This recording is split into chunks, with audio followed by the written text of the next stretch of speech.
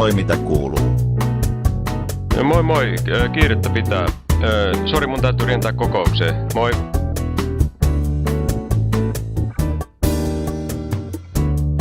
Moi, mitä kuuluu?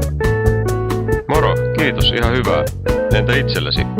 Kiitos, vähän on kiirettä pitänyt. Mites sulla töissä?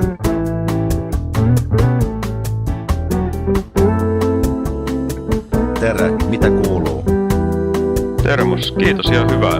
Entä itsellesi? No vähän on kiirettä pitänyt.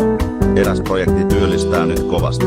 Okei, no hei, kuule, mulla ei ole tässä mikään kiire. Käytäisikö tuossa kahvilassa, niin voit kertoa lisää. Joo, hyvä idea.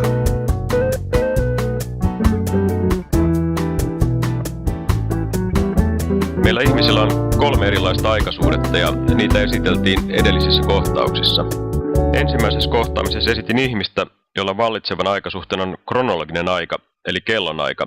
Täsmällisyys on hyvä.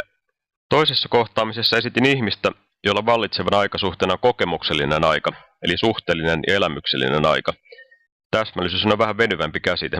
Kolmannessa kohtaamisessa esitin ihmistä, jolla vallitsevan aikasuhteen on syklinen aika, eli rytminen aika. Täsmällisyys on hyvin venyvä käsite.